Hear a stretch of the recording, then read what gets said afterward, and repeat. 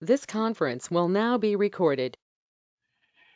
And good morning once again, everyone. I want to remind you this conference is being recorded and will be posted later today on the Chamber's YouTube site. And also want to respectfully ask everyone to put their phones on mute until we get to the point of questions, if there are any. I want to also let you folks know that we've invited our friends from the media to participate as well. Excuse me. And uh, and uh, we are delighted to have so many folks on the call this morning. Uh, this is an extremely busy week for the chamber, and you folks are going to hear all about it in just a few minutes. And you're going to have an opportunity to ask some questions about it. But I promise you that Thursday and Friday are going to be a day that an opportunity to participate in an event that you won't soon forget. We think we've got an outstanding lineup of speakers, and I'll let our presenters know about that as well.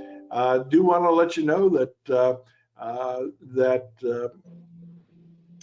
the Texas Blueberry Festival is going to take place on the second Saturday in June. That too is shaping up to be an enormous event this year with hopefully some new dimensions for all of us to enjoy. And we look forward to your participation in that as well. I'm going to introduce our featured presenters this morning, starting with the long-term chair of our Government and Advocacy Committee, Donna Finley. As you folks know, Donna is a very successful restaurateur in this area, a former past chairperson of the board of directors, as is her co-chair, Ted Smith. I have spent an enormous amount of time with Donna in the last 6 months planning this fun event, and we're pleased to have Donna and Ted involved in it because there's just so many moving parts between agenda development, confirmation of speakers, the confirmation of topics for folks, and also the involvement of our House and Senate staff representatives, Jerry Jones and Sean Dunn. Donna has led government relations missions on the Chamber's behalf to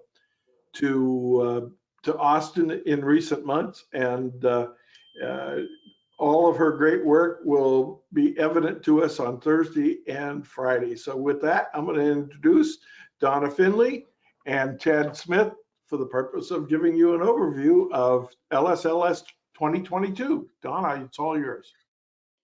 Thank you, Wayne. I'm happy to speak this morning. I just want to say it's a wonderful week to hold the Lone Star Legislative Summit, especially being in the Azalea capital of Texas, because we are in full bloom. But having said that, I am so happy that God blessed us with a little rain this morning to wash a little bit of it away.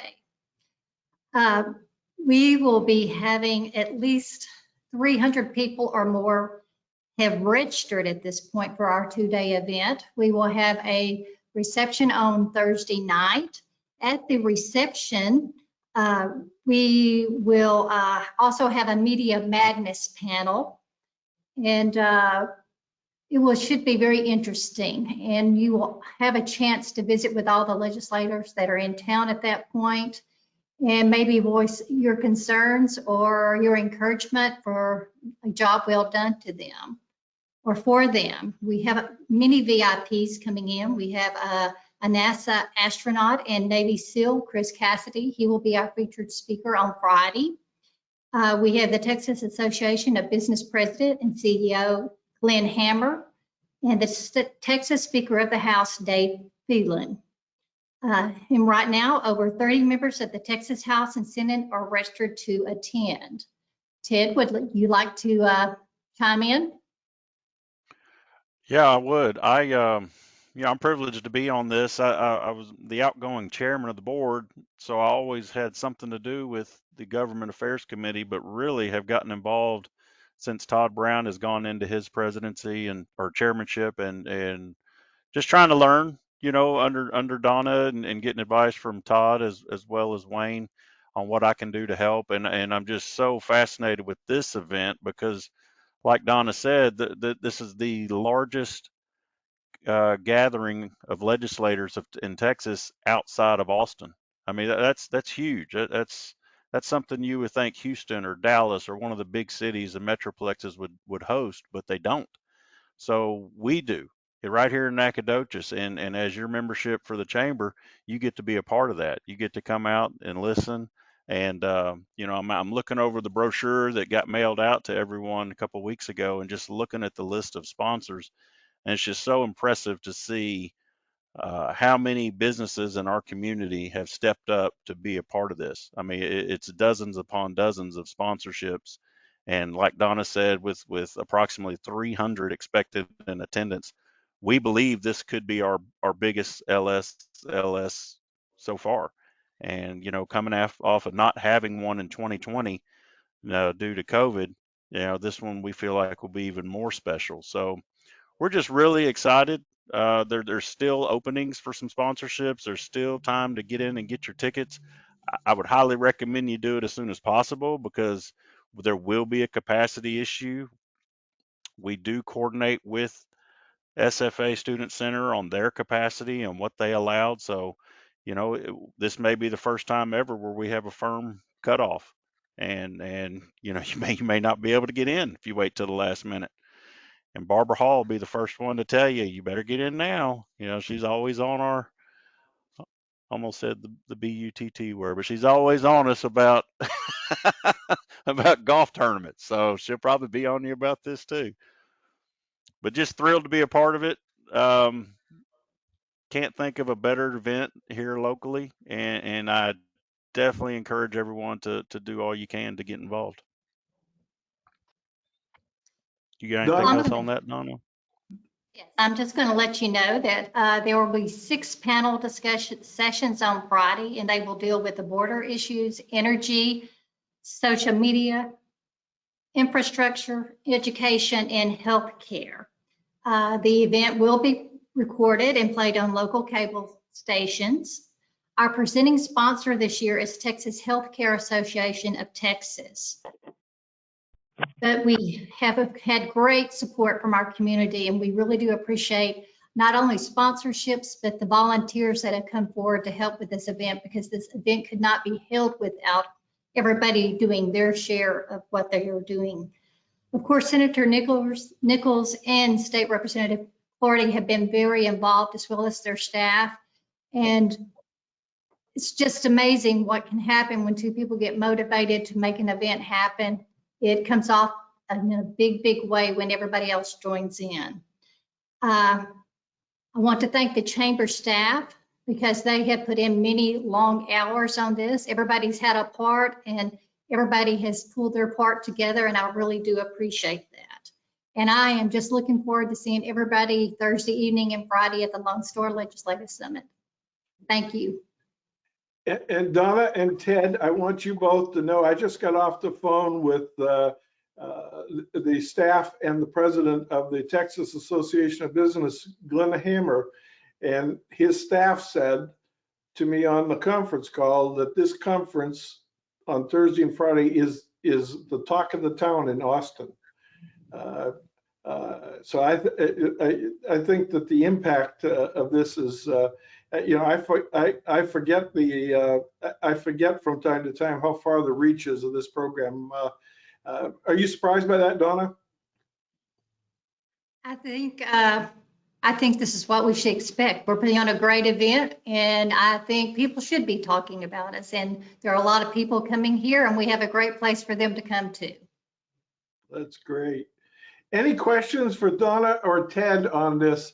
I see Dr. Ryan Head is on the phone, and he is scheduled to moderate the healthcare session. Anything you want to add, Dr. Head? Can you hear me? Yes, sir. Okay, yeah, no, we are very excited for Thursday and Friday. I personally am looking forward to the healthcare. I'm a little biased, but I'm looking forward to the healthcare talk, and I think we're going to have a great time discussing many things that are affecting healthcare, not only in East Texas, but Texas in general. and the state of healthcare. So very excited. That's You know, great. Wayne, if I could, something I want to add. I'm going to go off script here just a little bit, but don't panic. I'm not going to go too far. Uh, you know, everybody knows that it takes relationship building to develop the relationships with our senators and our House representatives.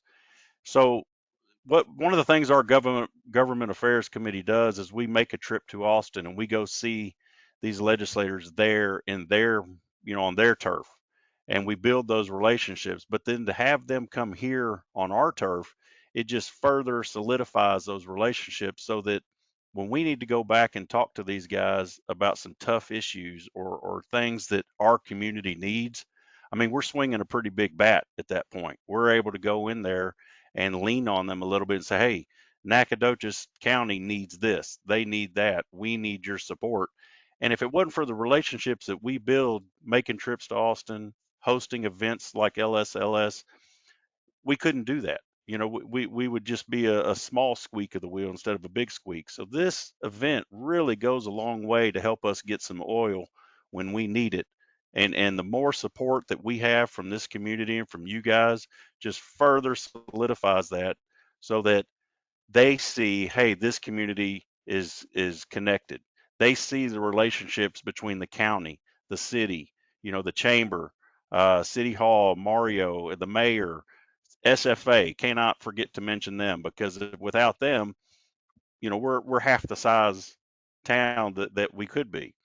So it just really shows that we're all on the same page, and more support we can get from you guys would just totally help and totally grow, and we can just move on and be better and be the community we want to be. So I'm really excited about this event, and I just can't encourage you enough to get involved. Thank you, Wayne. Thank you, Ted. Appreciate that. We also have Les Leinberger, who's going to moderate the Media Madness session. Les, anything that you want to talk about in that session? Oh, well, Wayne, I mean, I shared some of the talking points with you over the weekend. There's any number of things that directions this could go. I've been to the 2 previous media sessions that you had, and I don't know, Wayne, what do we have, like 15 or 16 questions we've come up with? If we get to 4, I'll be shocked, because these guys can talk and they have definite opinions. So, and this panel's great. These are some of the top reporters that are covering the State House right now and in Texas. So they're going to bring a unique perspective that for the most part, we're not around. So I'm really looking forward to it. Thank you, Les. Donna, anything additional on your end? I think we've about covered it all, and I'm really looking forward to the event. We have a few more projects to finish up to make it happen in the next couple of days, but we're right on target right now. Well, first of all, I want to thank you and Ted for joining us today and giving us this overview. Donna, I want to thank all of you for your hard work, all of you volunteers that are on this call. I know the effort that you put into it. I also want to acknowledge my staff colleagues. You know, they're all looking a little worn right now, and I suspect tempers will start flaring tomorrow, but we'll get through it.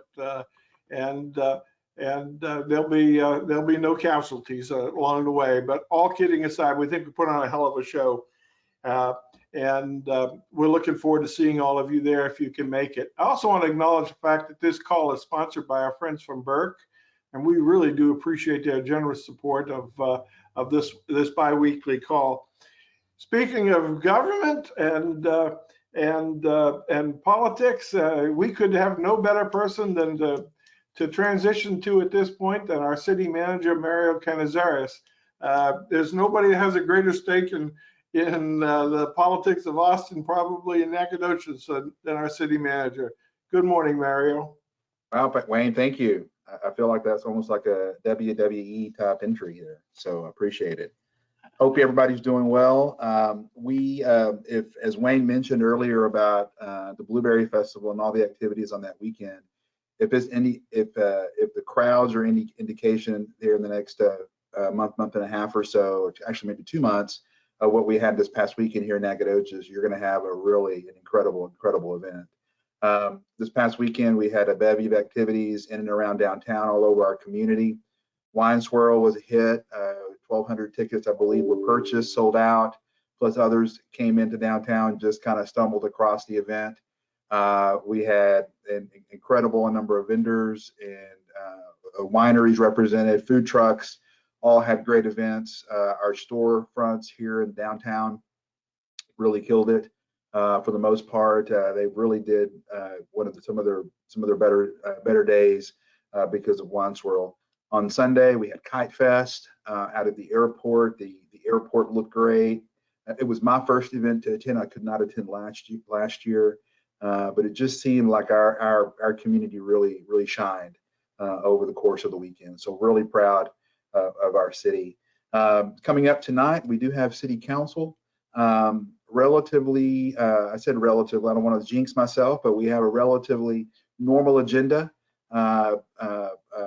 just normal course of business that we have on our docket tonight for city council. One of the things that may be of interest to the chamber and the folks on this call is we do have an item that's being presented by our city attorney to discuss a buy local provision for the organization. And so it allows the city through the city council or even through city staff that when we go out through procurement, do our procurement processes, if we have folks that are here locally that reside in the city limits, have at least what we're proposing that reside here in the city limits, that have at least 5 people working here in the local office, it would be deemed as a local provider.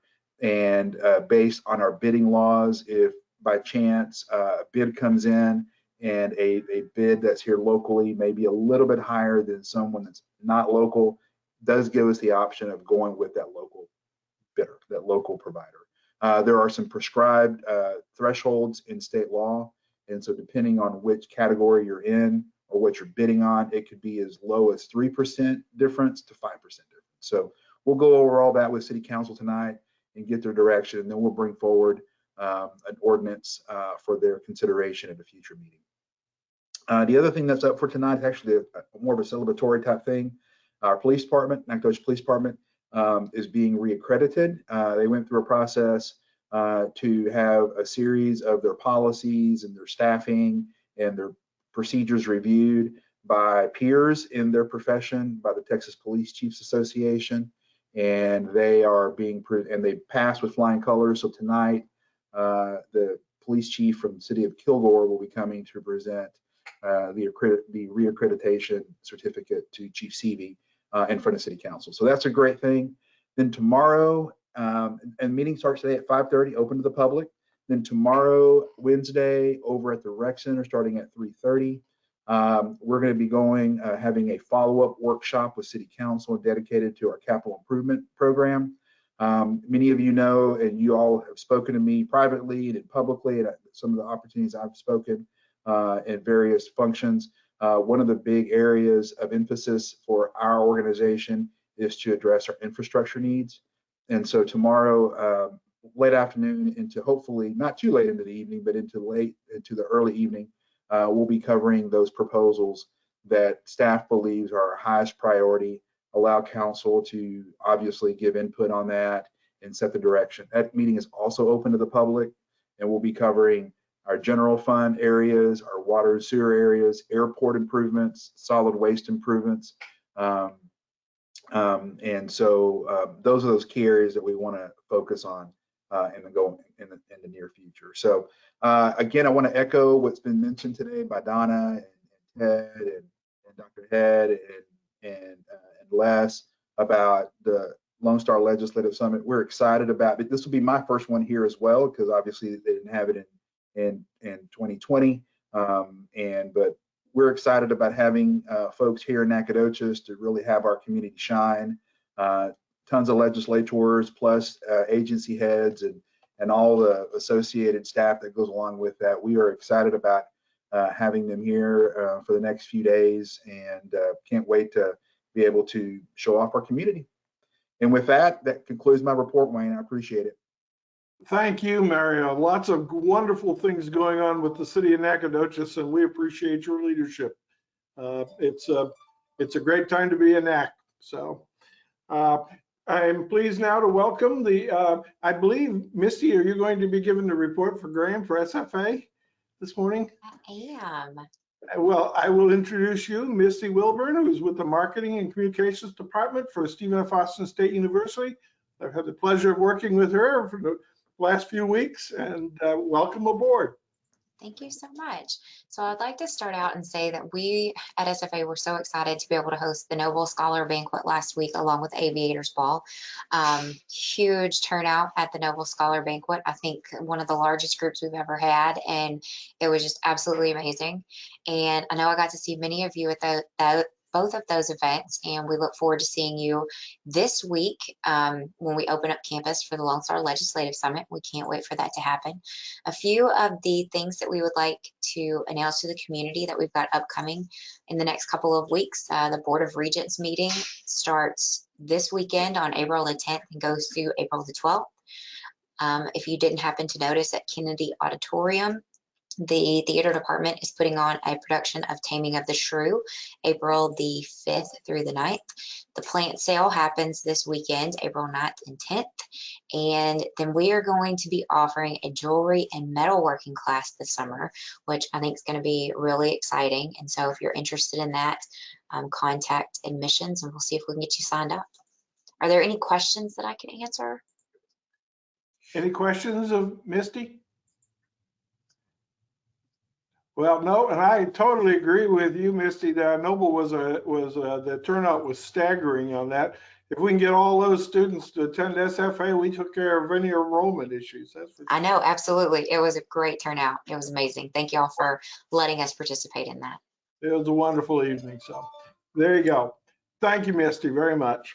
I'm pleased to introduce, Larissa, I don't think is on the phone call right now, but nope. She is not, Wayne, she is not. She was not on the call this morning. Oh, okay. Thank you, Mario. We'll move on. I'm pleased to welcome the president and CEO of the Texas Forest Country Partnership, Nancy Windham. Nancy hosted Glenn Hammer, one of our featured speakers, about a couple of months ago here in town in a very successful conference that she brought to the Fredonia. And so, Nancy, good morning. It's great to have you with us. Thank you. It's great to be with everyone. And by the way, go Dragons. We've got baseball games coming up. I thought I would dress appropriately today. And I've missed the last several calls because I was out of town, but it's good to be back with everybody. And Donna, I really appreciate you and Ted and the entire group for the work that you're doing on the Lone Star Legislative Summit. And one of my favorite comments is, you're out of sight, you're out of mind. You know, is to know you is to love you. And that's what y'all are doing. What everybody is doing to bring them here is to get them all geared up for this session that's coming up. And so when we go to Austin, that they do make those connections and we stay alive with our legislative offices. I see Kathy Comer is on the call. It's always good to see her name, even though I miss seeing her face, and our relationship with our Washington delegation as well. Mark, yep, he's still on the call. Mark, I was going to start out and give a plug for the Deep East Texas Workforce Solutions. I have a report and Kelly is going to share that document with everybody. We won't go over it in detail, but for those of you that really want to dig deep and you want to find out what is going on in the region, as far as your unemployment rates or your unemployment insurance claimants, any of your demographics relative to workforce development, there is this document. It can be found on the Deep East Texas Workforce Solutions website. I would encourage you to go and look. It's a great website. It's interactive. You can pull it up per county. Mark, I don't know what the current, this 5.8% was the end of December. What is the unemployment rate for our region currently? If you've got that, please feel free to chime in. But don't forget that great tool for our region.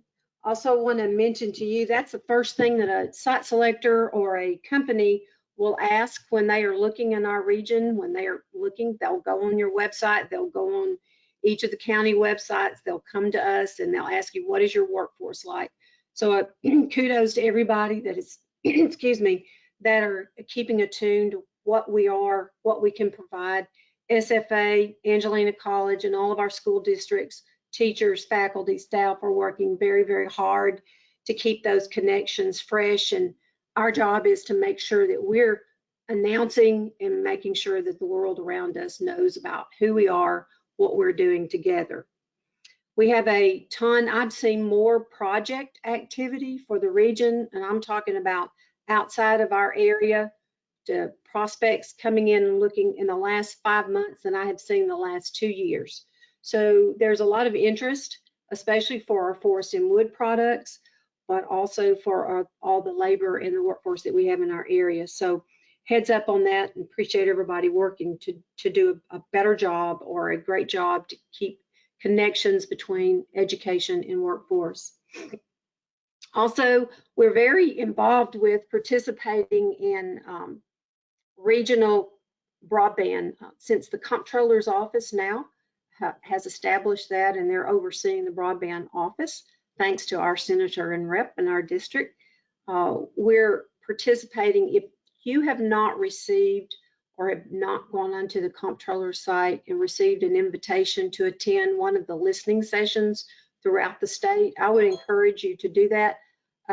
Kelly, I'll get that link over to you as well. There's one coming up in Tyler tomorrow where they're reaching out to all those participants and digging deep about our broadband. We've heard a lot about that lately. Hopefully we'll see some more direction moving forward as far as the funding and to get that moving forward. I mentioned this on some of the calls before, as far as from the region. We meaning all 12 counties, are very active in being a part of regional rural Texas groups. And there's one in particular called the Texas Rural Practitioners. We were formed out of requests for the Texas Rural Funders, and those are our Texas funders. They wanted to do more to provide support for rural communities. They just didn't know where to put it, and that's where they polled. We did a all hands on deck in Austin, and they came up with workforce in broadband as their focus. But the practitioners are the economic development organizations, some of the universities, colleges that have remained together. And we formed this group called the Texas Rural Practitioners, and we're opening up our monthly meetings. We have speakers. You can dial in at Zoom, you can listen.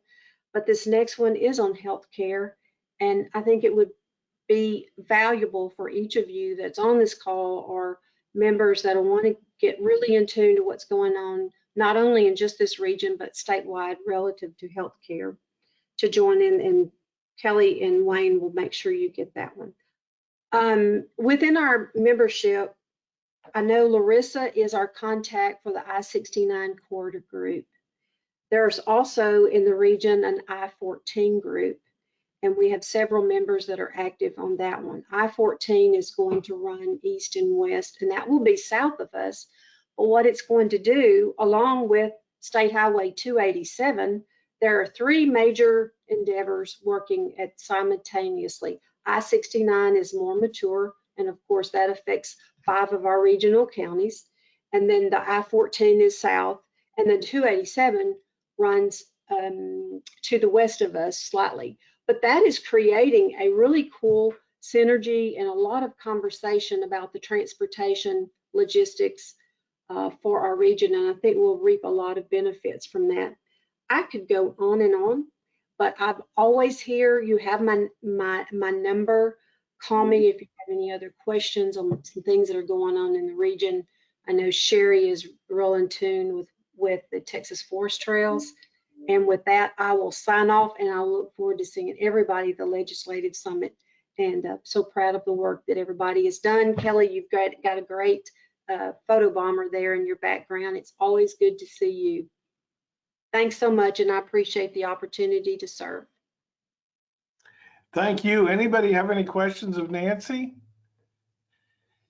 Nancy, thank you, and we'll look forward to seeing you Thursday and Friday at the meeting over at the Fredonia. So, It's now my pleasure to introduce you, the executive director of the Visit Nacogdoches, my great colleague, Sherry Chaney Morgan. Good morning, Sherry. Good morning, Wayne. Can you hear me okay? Yes, ma'am. Okay. At the end of February, we relaunched a rebranded volunteer program here called the Story Keepers, and we continue to receive applications. Mayor Mize recently, the end of last week, reached out to me indicating that he and Lisa, his wife, were interested in volunteering as well. And I wanted to make mention of that because we stand alone amongst other destinations in Texas who still have a standing, fully functioning visitor center, let alone one that's open 7 days a week. And without our volunteers, we would not be able to offer 7 days of service to our guests and visitors that come to visit us. And we need many hands make light work. So the more volunteers we have, the fewer times you would be called upon to serve here at the visitor center. So we are no longer limiting volunteer hours to just the weekend. If you have any time during the week, we would love to have you. If you have a lunch hour, you can do that anytime that you have. And I encourage you to do it because people ask me all the time what the favorite part of my job is. And I have to say that my very favorite part is that every day that I come to work, I get to witness people falling in love with Nacogdoches for the first time every day. And I hear stories that I might not believe if I didn't see them firsthand, of the number of international visitors that we have, or the number of people that have chosen to move to Nacogdoches sight unseen and are so pleasantly surprised when they get here. And I think it allows for residents who become sort of blind to what we have, or take it for granted, to really see our city through different colored lenses of the visitor. So I encourage you to volunteer. You can do it as a couple. We have some spouses that choose that as their alone time. We have plenty of people that do it as a couple, and even families. You know, what better way to ingrain a sense of commitment to your community and engagement to your community on a very granular level than to raise your children in a spirit of service. So, and companies, if any company or organization chooses to have their members or their employees volunteer with us, we'll provide you with branded signage to make sure that our visitors know the investment that that business or organization is making in rolling out the welcome wagon. Donna mentioned that we're in azalea season, and we are seeing visitors at a rapid rate, not necessarily indicated in our hotel occupancy. We're seeing a lot of day traffic, a lot of buses from the Houston area. We had one surprise group Friday before last, and then the Monday after the weekend, the same bus driver was back with a different group of people. So unfortunately, they were a little in advance of our full bloom. We're just now at full bloom, according to Dr. Creech at the university, and people are coming in just by the boatloads to witness what we get to see every day, and that is the garden capital of Texas. So we're excited about that. We also have an abundance of activities. Mario made reference to this past weekend. If you thought you saw the largest brick ever made this weekend on the streets of Nacogdoches, you weren't dreaming. It's true. It was here. And that was a group that Joanna brought in. Coming up, we have the Rotary Club's Old Stone Fort Bike Race, the 23rd. We also have a very different partnership with SFA. Usually we can take advantage of hosting city events in venues on campus, but this time we're flipping the switch and inviting the Music Preparatory program and its affiliates from campus into the streets of downtown for the first ever Music and Fine Arts Festival in the downtown on the 23rd as well.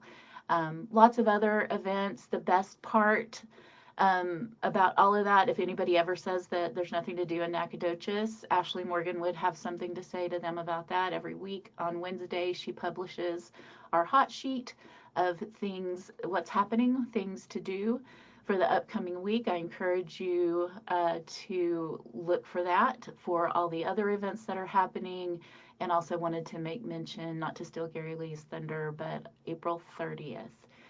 We are happy to have Doodat Barbecue back and better than ever. And it's really exciting to see Richard Shade and Robbie Henson and all the work that they're doing to make sure that event goes off without a hitch. So, like Nancy, I could go and talk about everything that we're doing. We're so busy over here, we don't know whether we've lost a rope or found a rope or lost a horse, as my father would say, but it's all good work and all for the benefit of Nacogdoches. So I want to thank you for the opportunity to serve, and thank you for all that you do in ways big and small to make Nacogdoches a great place to visit.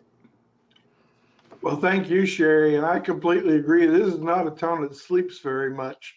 It's so neat when you're talking to a prospective resident to be able to tell them that don't come to Nacogdoches if you plan to retire and to do nothing, because there's always something going on in this town, and a lot of it, that credit goes to you and your organization and the others on this call that make so much happen. It's pretty impressive. And speaking of guys that make so much happen, I'm going to put him on the spot this morning. He's been out in the community of Cushing, and I'm at the risk of embarrassing him. I'm going to tell him that I have had everybody from the county judge to it seems like just friends and colleagues tell me how much he has done to help the folks from the town of Cushing recover from that tornado a couple of weeks ago. I'm going to ask Gary Lee Ashcraft. First of all, I want to thank him for all he's doing and all the United Way is doing, but I'm going to ask him to give us an update on where we are. Gary Lee. Well, howdy. Thank you, Wayne. It's not about me. It's about the United Way and a lot of good leaders. I'll tell you right now, we have great city leadership. Worked my first real solid disaster with Mario and the team and Greg during the ice storm. This one, Greg Sal is quite the leader, and he tells me what to do. I tell you, and I do it pretty quick. So it's really been an experience. Before I get into Cushing, and I'll try to be brief, but Sherry Morgan Cheney, thank you for reminding me. My head is just full of Cushing. Yep, we got the Doodat Barbecue coming up the 30th. Plans are being finalized. If you want to grill out there, you still have a little room to do that. Bring your barbecue chicken or beans and all of that. One of the cool things about the Doodat Barbecue is thought up by our wonderful board member and member of the community, Stacy Dix with McWilliams and Sons. And they are going to, Caroline's on this call, I don't know if she is, she's just getting back from a successful half marathon, yay, half Ironman.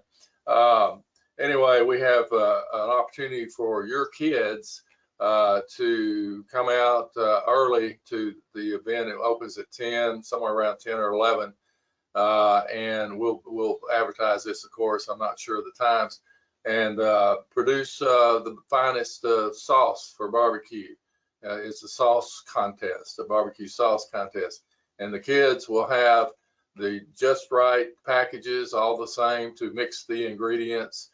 There is some spicy stuff in that package, which I look forward to. I like spicy, and be a lot of fun. So you guys tell your neighbors and friends and everybody come out to the Doodat Barbecue, and it'll be a big, big time.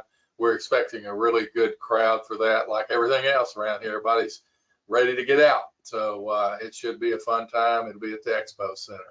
Cushing, I want to tell you that those folks in Cushing are the finest of the earth. They are very self-reliant, sometimes getting them to let us help them.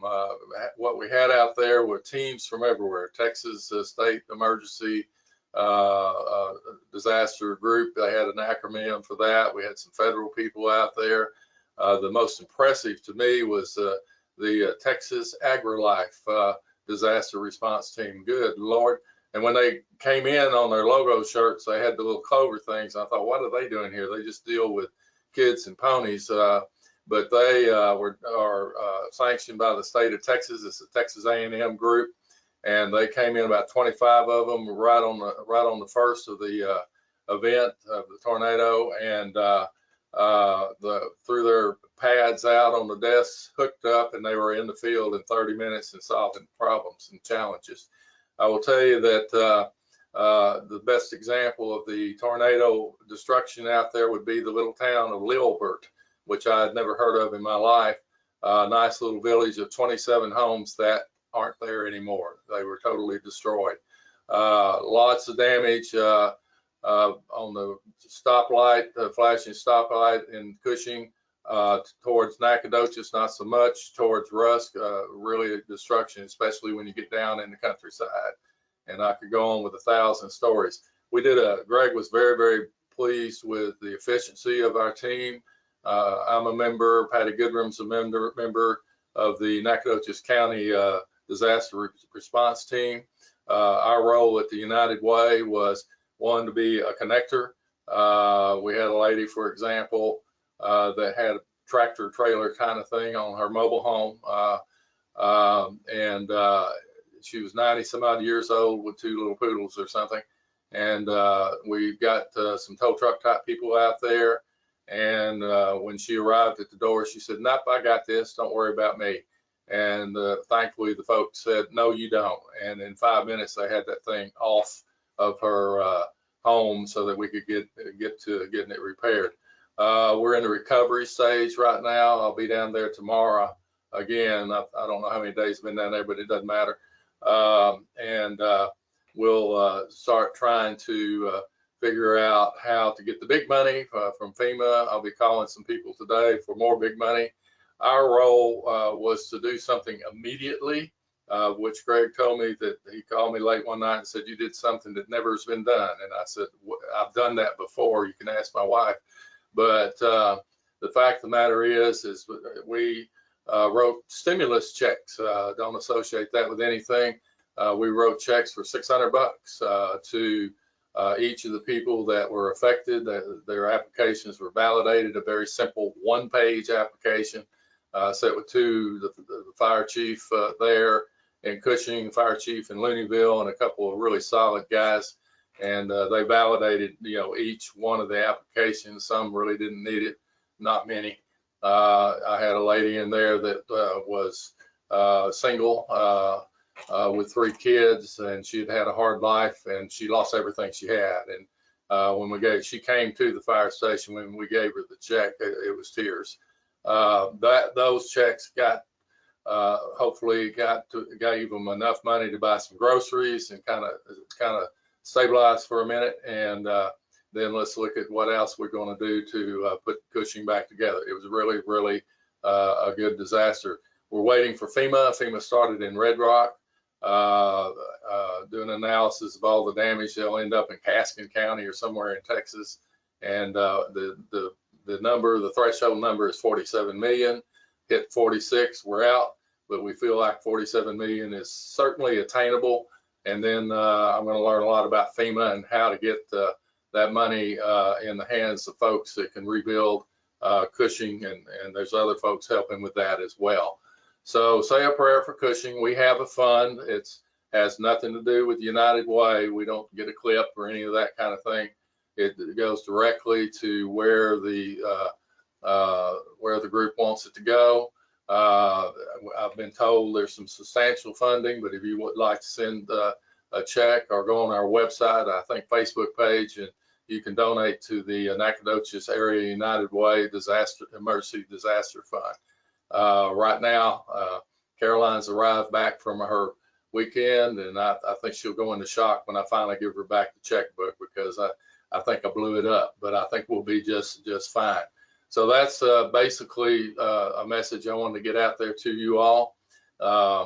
Working with me is a lot of fun for a CPA EVP here. I just wanted to get that message out to y'all. Say a prayer for those folks, and I can't help myself. Say a prayer for the folks in Ukraine. I'm fixated on that. That's a mess, and we never want to get to that point. So that'll just be my universal comment for a while. Thank you all. Live United. Appreciate you, Axum Jacks, and all those things. Oh, SFA. Several of the student groups. This is really special to me personally. Several of the student groups have raised money. One little group that's not even together yet raised out of just a donation jar. They got together all sorts of materials and things, and to give, food and this, that, and the other. But they raised $386 to go. Every buck counts. I do also need to throw some big old kudos out to Patty Goodrum and the Love Inc. crowd.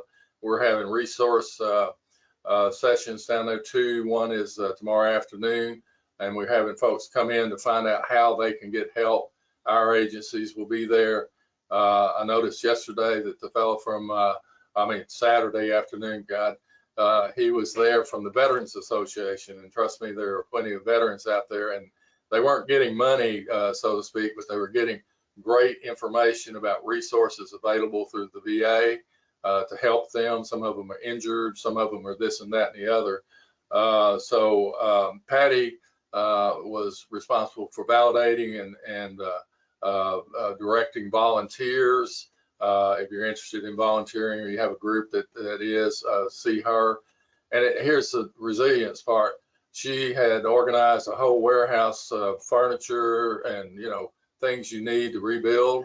They really didn't need that. Patty and her husband took out a trailer initially, just of some stuff, and it turned out the Cushing people were putting the stuff in the trailer to help their neighbors. That makes me cry. It's like Nacogdoches or just East Texas. We help one another. All righty, I'm through now. Thank you all very much. Thank you, Gary Lee. Any questions of Gary Lee? Well, again, thank you, Gary Lee, for all you folks are doing out there in Cushing, and we have them in our prayers, and we want them to have a speedy recovery. I'm pleased now to introduce the Communications Director for the Nacogdoches Independent School District, Les Leinberger. Well, good morning again, Wayne. The one thing I want to mention is next week on Tuesday, a week from today, April 12th, the Chamber will hold a ribbon cutting at our Malcolm Rector Center for Advanced Careers and Innovation at Nacogdoches High School. The ribbon cutting is going to be at 4 p.m. The grand opening will take place from 3:30 to 5 that afternoon, and there will be an opportunity to take tours of the new facility, which we've actually been using now for several months, but is also the renovated areas of our CTE center that were just completed last month. This facility looks so good. It's just a wonderful thing to behold. This was one of the capstone projects of the 2018 bond election, and we really want to show it off. So we're going to have CTE staff and students available to lead those tours next Tuesday. And that's 4 p.m. Tuesday, April 12th. And that Malcolm Rector Center is located at the high school, but it's back behind the high school. So entry will be off Maroney Drive. And we hope to see all of you there that day. Thank you. Wayne, that's all I've got. Thank you, Les. Any other announcements that anybody has on the call?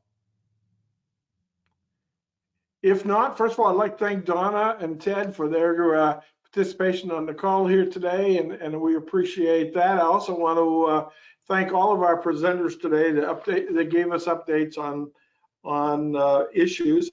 There are a few things going on beyond the Lone Star Legislative Summit this Thursday and Friday.